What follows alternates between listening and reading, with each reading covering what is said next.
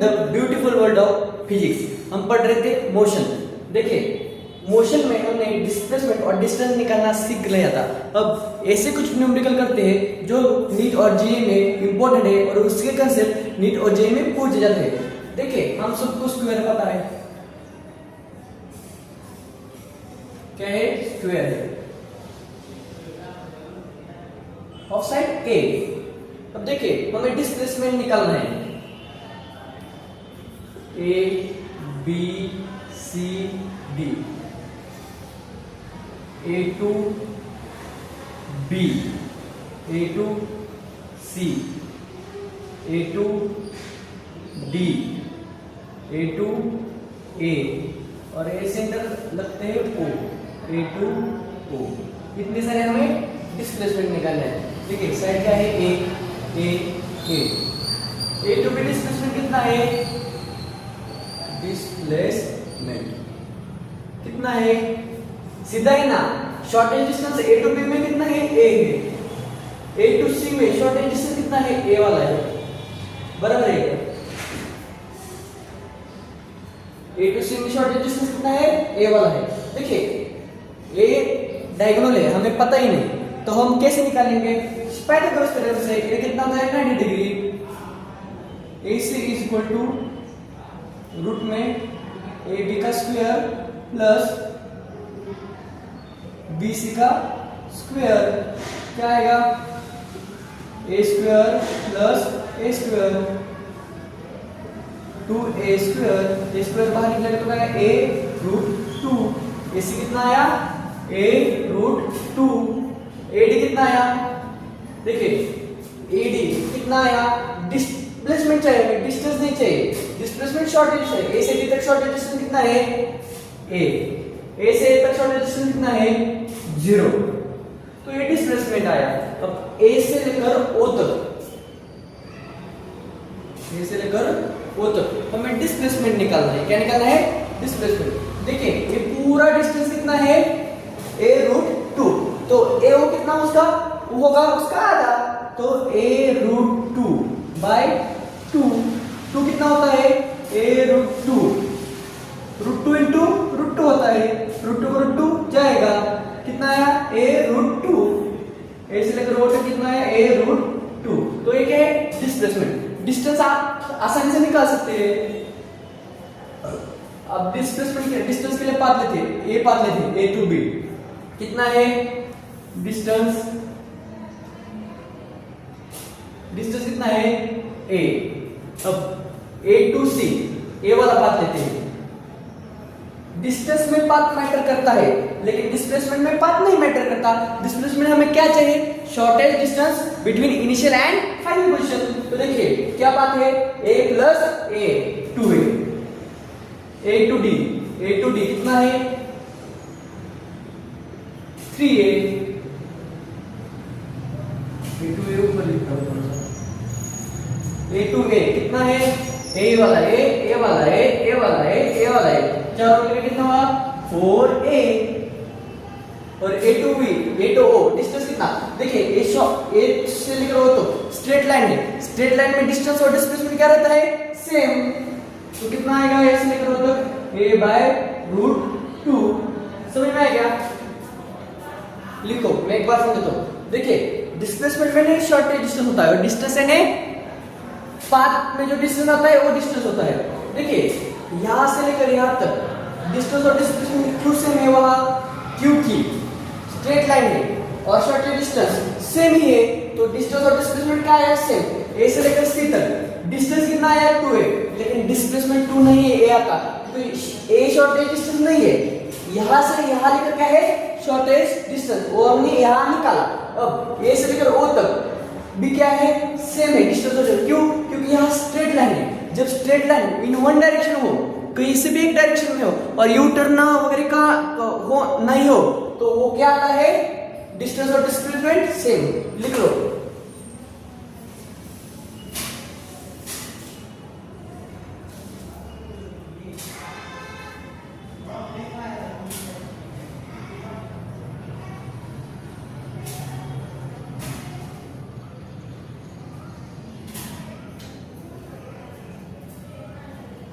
लिखे हुए आप एक एग्जांपल लेते हैं ऐसे ही।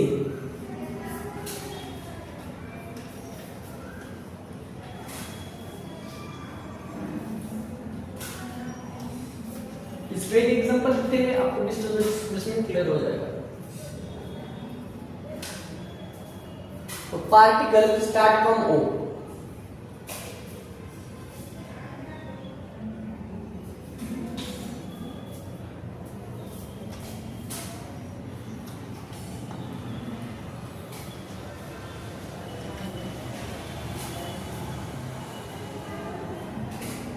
देखिए डायग्राम फिर से निकालते हैं। A B C D and O.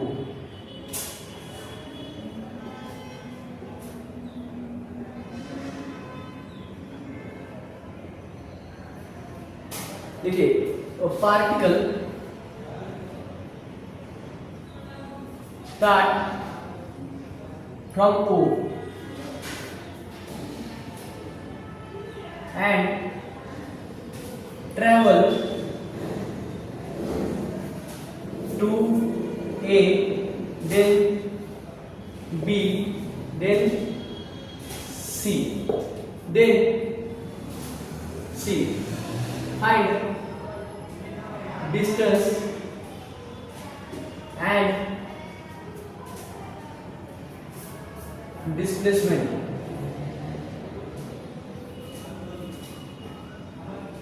of A to C as shown O to C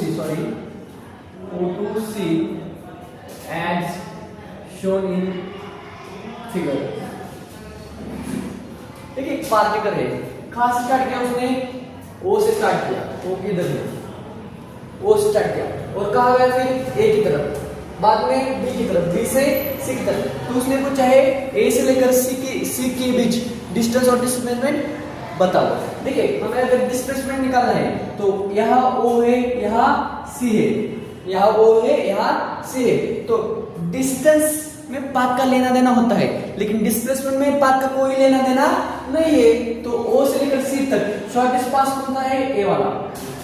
ये वाला क्या है, शॉर्टेस्ट पाथ। हमने पिछले ही निकाला था। ये वाला डिस्टेंस कितना होता है, a√2। ये कितना होता है, a√2,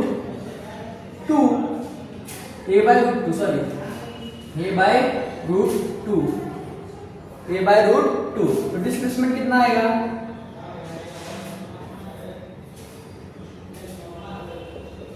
a/√2 और यहां से लेकर यहां तक कितना होता है, a/√2, a।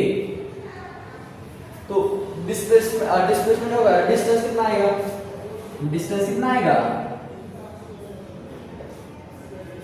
a/√2 plus a कितना, 2a प्लस a/√2, नीचे √2 से इधर मतलब 2√2a प्लस a, इतना क्या आया, डिस्टेंस। समझ में आया, देखो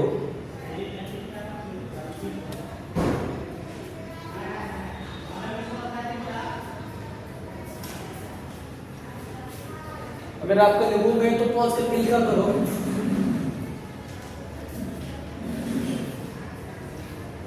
आगे वाले एग्जांपल आने वाले इंपॉर्टेंट है।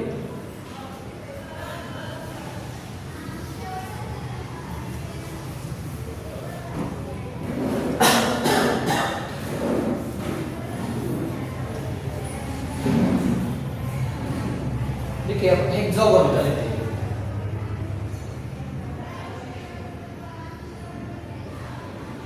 हेक्सागोन जैसे स्ट्रक्चर का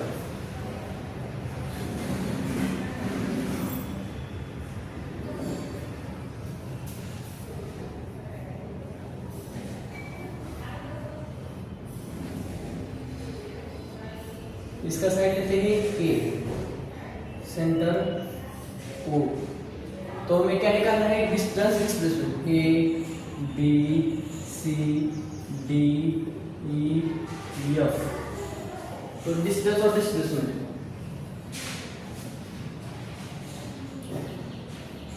ए to B A to B, A to C, A to D,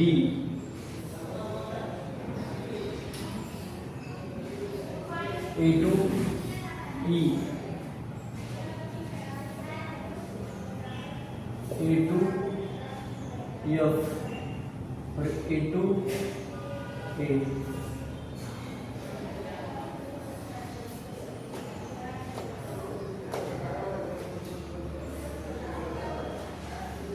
distance displacement. देखिए ए से लेकर बी तक डिस्टेंस और डिस्प्लेसमेंट क्या होगा, सेम होगा।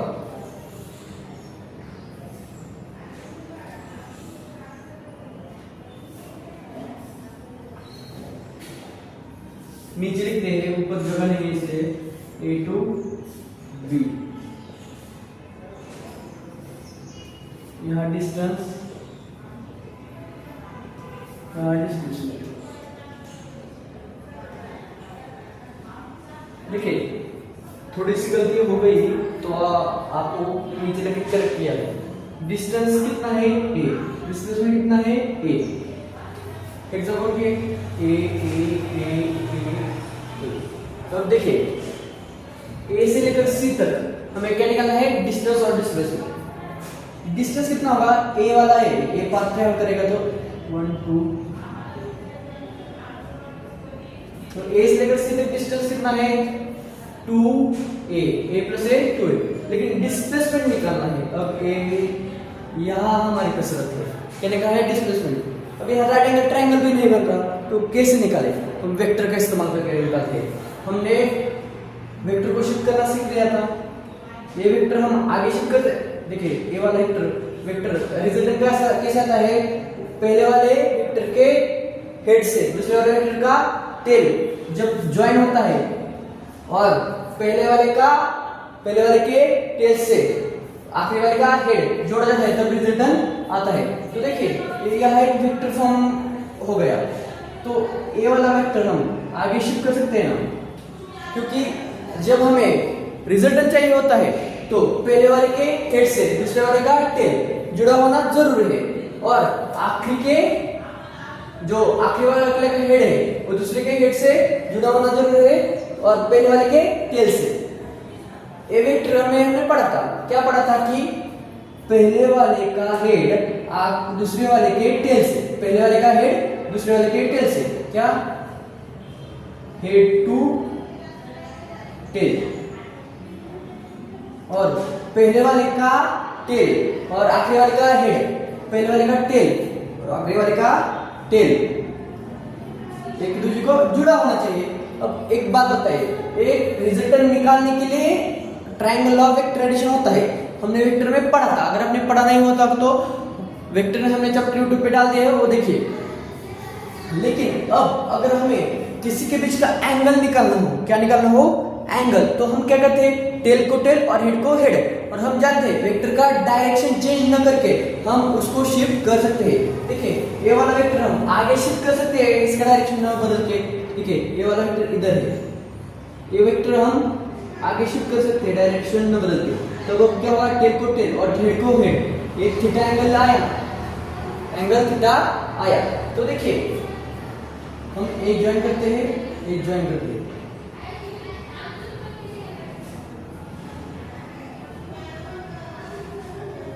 मैंने ज्वाइन किया तो सभी एंगल कितने दिख रहे हैं,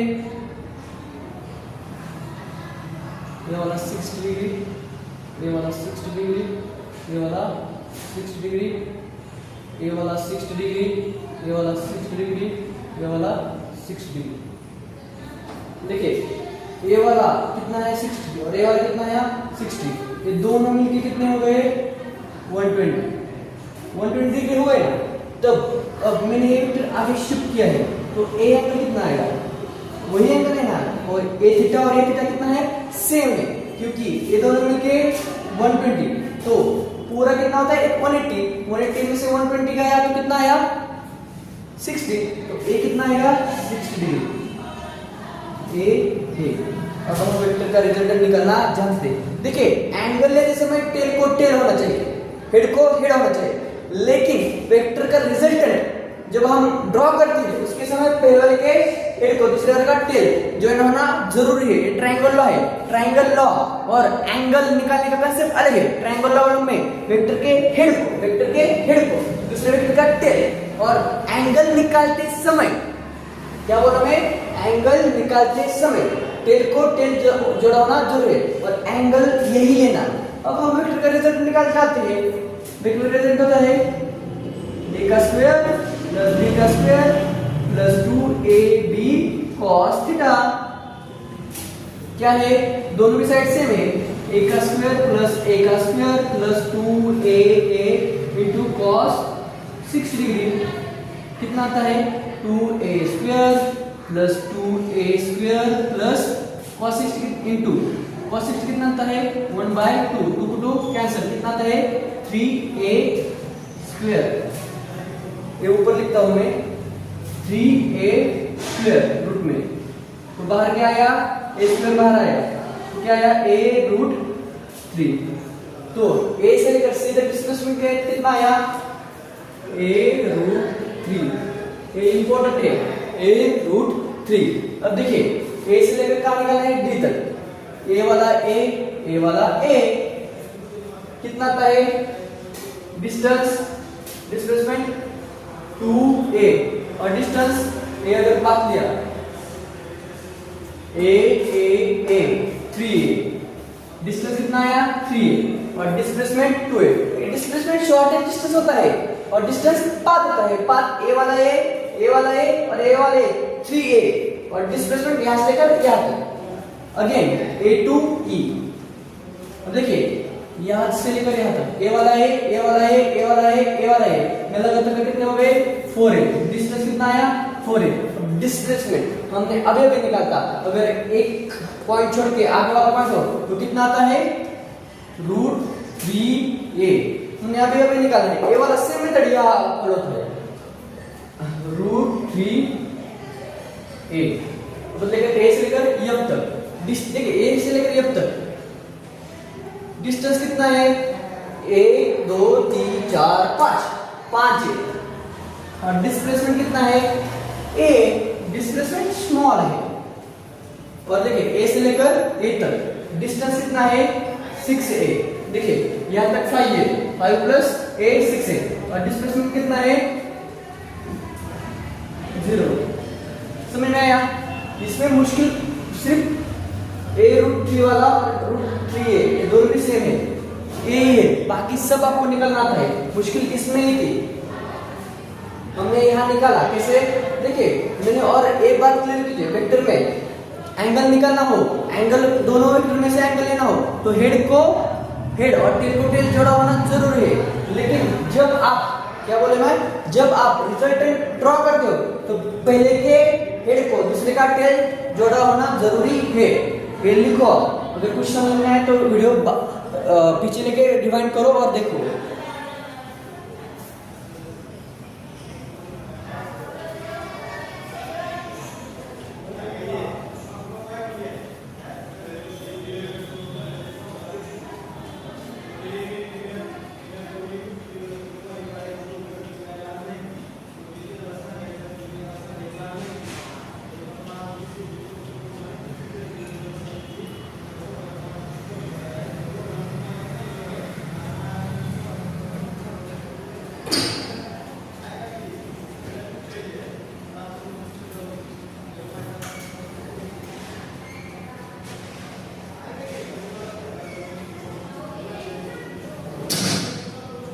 हो गया लिख के,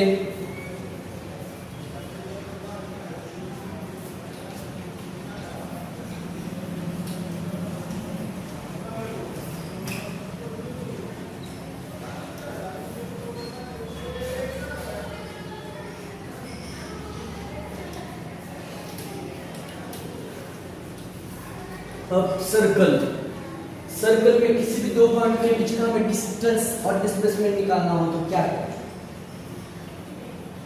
देखिए डिस्प्लेसमेंट और डिस्टेंस अलग अलग कंसेप्ट है। डिस्टेंस सर्कल के जो पाथ होता है उस पर डिपेंड है, और डिस्प्लेसमेंट हमें निकालने के लिए शॉर्टेज डिस्टेंस देना होता है। तो अब देखिए सर्कल, अच्छा नहीं आता मेरे को सर्कल ड्रॉ करना, फिर भी अब हमें ए और ए बी, ये ओ होता है, इसके बीच का हमें डिस्प्लेसमेंट निकालना। डिस्प्लेसमेंट इतना होगा ना, ये पॉइंट ज्वाइन कर देते हैं। हमें डिस्प्लेसमेंट कितना निकालना है, ए से बीच के बीच का। अब देखिए ए डिस्प्लेसमेंट है ना इन दोनों के बीच, और डिस्टेंस क्या है, ए वाला, ए वाला क्या है, ए वाला। तो हम देखिए क्या करते हैं, यहां से लेकर यहां तक एक लाइन ड्रॉ करते हैं, परपेंडिकुलर लाइन ड्रॉ करते हैं, और एक पूरा डिस्टेंस यल लेते हैं, पूरा क्या लेते हैं, यल। तो ये कितना होगा, यल बाय 2, कितना होगा, यल बाय 2। इन दोनों के बीच एंगल को लेते हैं थीटा, क्या लेते हैं, थीटा। तो ये कितना होगा, थीटा बाय 2। हमने क्या लिया, दो साइड लिए और इससे इसको ज्वाइन किया, और क्या लिया, ए में कितना है, पूरा एंगल कितना है, थीटा, पूरा एंगल कितना है, थीटा। तो आधा एंगल कितना आएगा, थीटा, यानी A theta by 2, A theta by 2, और ये पूरा थीटा। समझ में आया।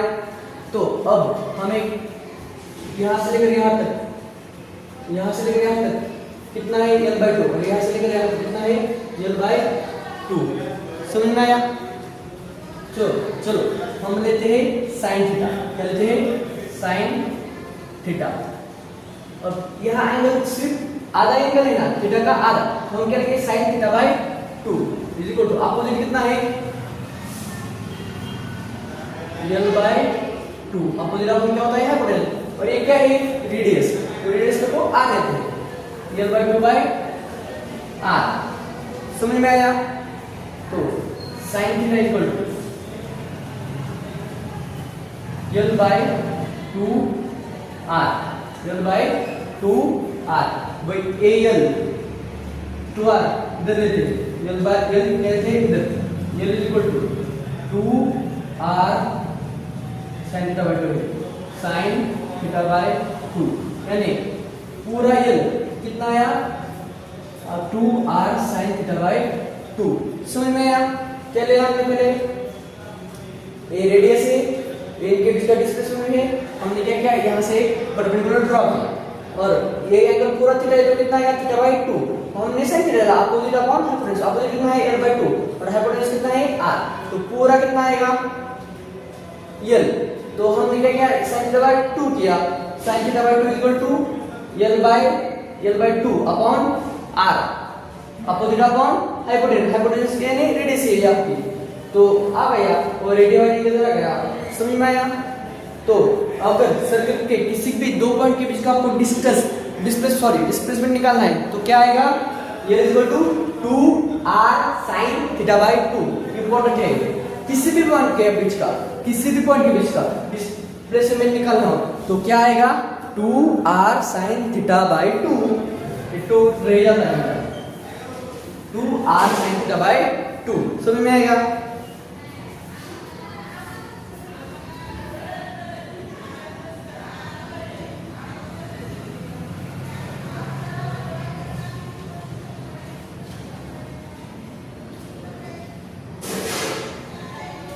देखिए बहुत दिन के बाद वीडियो शूट कर रहा हूँ, इसलिए थोड़ी सी गलतियां हो रही है, कल से नहीं होंगी गलतियां, लेकिन अगर कुछ गलतियां हो तो माफ कर देना। लिखिए हो गया, तो हम कुछ एग्जांपल लेते हैं इसके।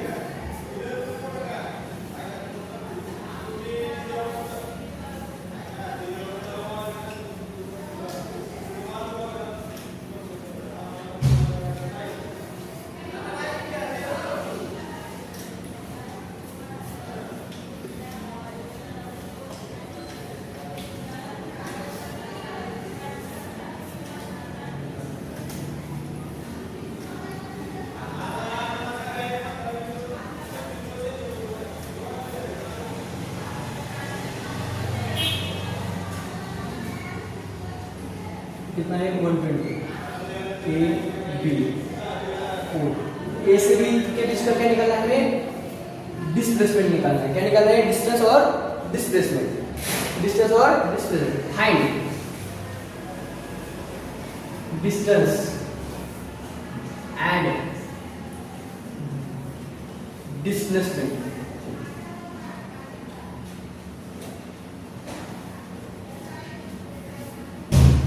Between A to B. आप सबको पता है जी, हमने डिस्प्लेसमेंट का फॉर्मूला निकाला था जी। क्या होता है डिस्प्लेसमेंट इज इक्वल टू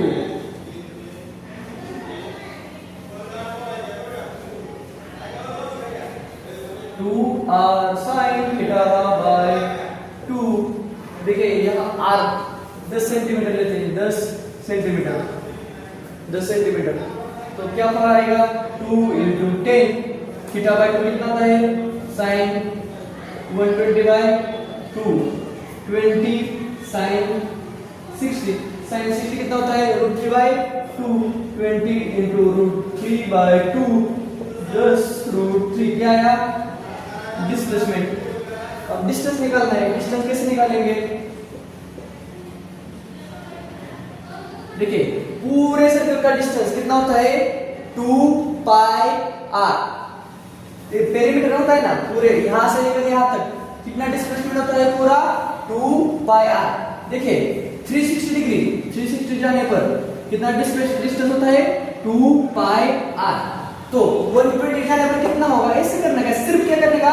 देखिए मुझे एक बात बताइए, पूरा सर्कल कितना है 360 डिग्री का, और पूरे सर्कल का पेरीमीटर कितना होता है 2 पाई r। पेरीमीटर यानी सर्कल जहां से स्टार्ट हुआ है वापस उसी जगह आने पर डिस्टेंस कितना होगा 2 पाई r। ऐसे लेकर यहाँ तक डिस्टेंस कितना 2 पाई r। तो निकाले, फिर कसों में करने का 360 into 2 pi r 360 120 into 2 pi r upon 60 कितना आता है 3 2 pi r by 3 2 pi r by 3। तो r की वैल्यू कितने हमें पता है, r कितना होता है 10। तो कितना है डिस्टेंस कितना आया 2 pi r by 3 is equal to 2 into 10 pi by 3 is equal to 20 pi by 3।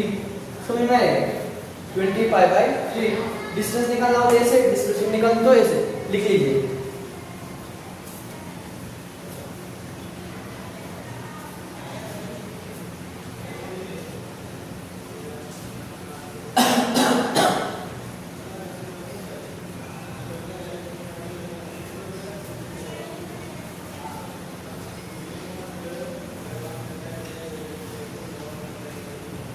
और एक एग्जांपल लेते हैं, आगे बढ़ते हैं, आपको क्लियर हो जाएगा। और एक एग्जांपल लेते हैं,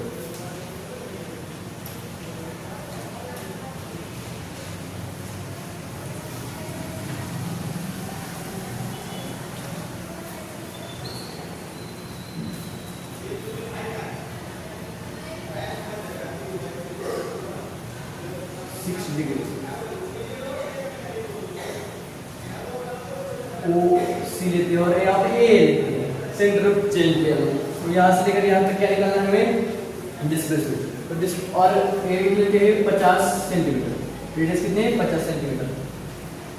तो हमें डिस्प्लेसमेंट निकालना है। डिस्प्लेसमेंट इज इक्वल टू क्या आता है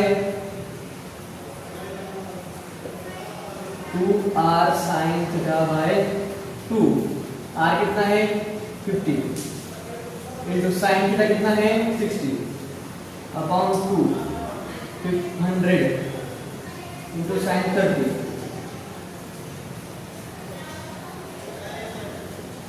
कितना है 100 into 1 upon root 1 upon 2 50 centimetre. जितनी रेडियस है उतना ही डिस्टेंस है। देखिए अब डिस्टेंस